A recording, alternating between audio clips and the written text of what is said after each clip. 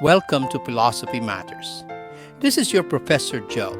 In today's episode, we take on two of the most serious challenges to religious belief: the rise of atheism and the problem of evil. These aren't just abstract puzzles, they are existential questions. They ask us, is God real? And if so, how can we believe in Him in a world full of suffering?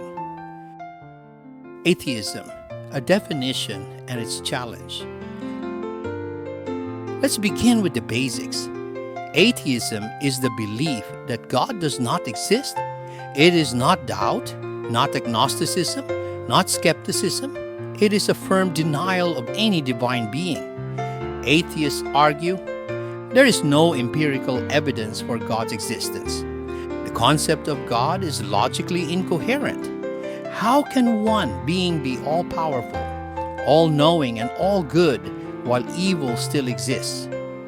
Religion is often seen as a human invention, a tool for social control, psychological comfort, or cultural tradition. Modern atheism, especially in the 21st century, has been shaped by thinkers like Richard Dawkins, Christopher Hitchens, and Sam Harris, who argue that religion is not only irrational, it's dangerous. But is the absence of direct evidence truly a disproof of God? A counter-argument: reason by analogy and common sense. Believers respond not by denying the difficulty of evidence, but by using reason, analogy, and observation. Just as we infer the existence of an architect from a building, or a watchmaker from a watch, so too might we infer a designer from the universe. The cosmological argument says everything that exists has a cause. The universe exists, so it must have a cause. That first cause, uncaused itself, is what we call God. The teleological argument says the world exhibits order and purpose. The fine-tuning of the universe, the complexity of life, the regularity of natural laws, all of these suggest intelligent design. In this view, God's existence may not be proven like a lab result, but it is reasoned, inferred, and experienced. Like love, justice, or consciousness, God may not be seen directly, but His effects are visible. The problem of evil, an ancient obstacle. The most emotionally powerful argument for atheism is not science, it's suffering. If God is all good, all powerful, and all knowing, why is there evil in the world? This dilemma is known as the problem of evil, and it has haunted philosophers for over 2 millennia. Epicurus posed the question this way: is God willing to prevent evil but not able? Then He is not omnipotent. Is He able but not willing? Then He is malevolent. Is He both able and willing?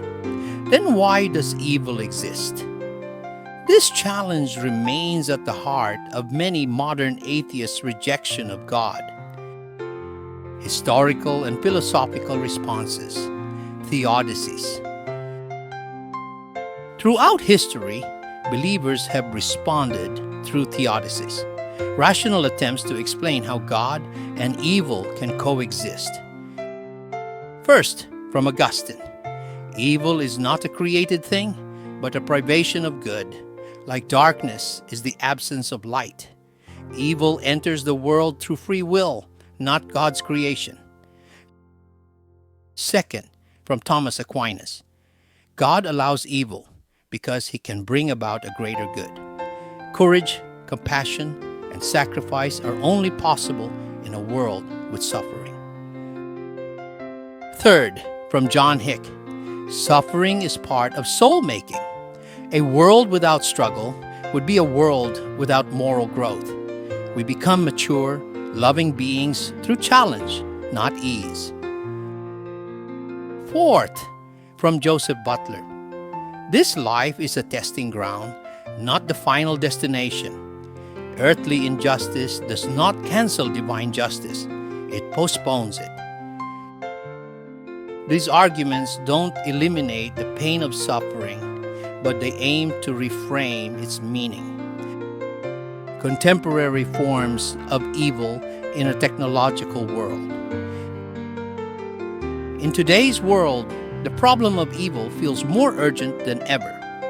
Wars, terrorism, and genocide, childhood diseases and global pandemics, poverty, hunger, and systemic exploitation, technological abuse, AI, surveillance, environmental destruction.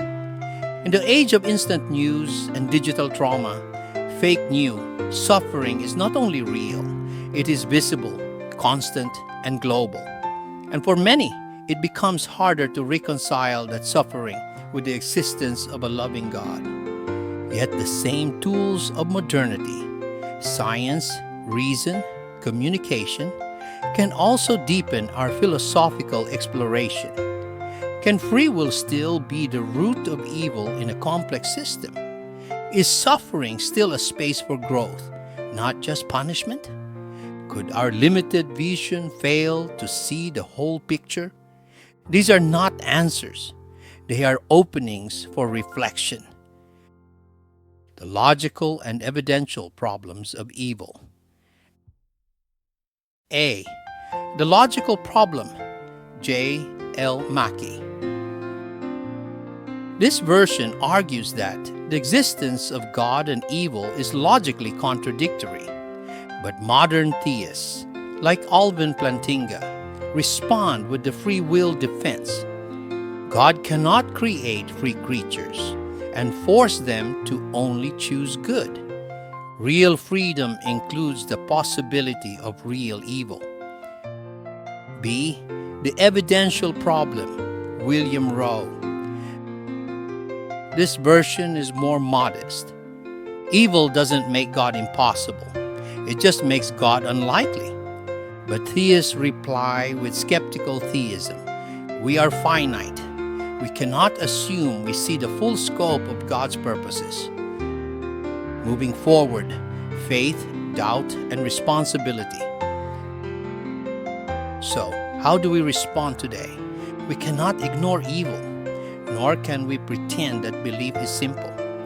But perhaps the most honest approach is not to explain evil away, but to confront it with compassion, reflect deeply and openly, and act justly as if goodness still matters.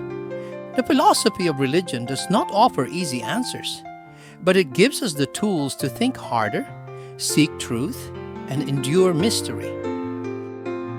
Final takeaways.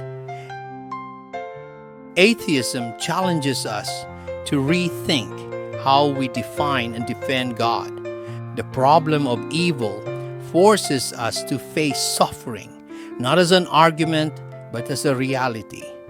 Theodicy is not a solution, but a call to reflection, responsibility, and deeper insight.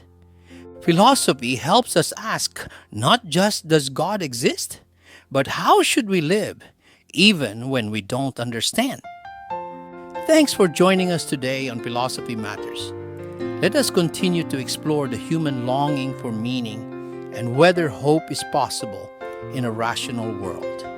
Until then, keep asking, keep seeking, and keep thinking. Watch for our next episode on understanding ethics, on what is right thing to do in life.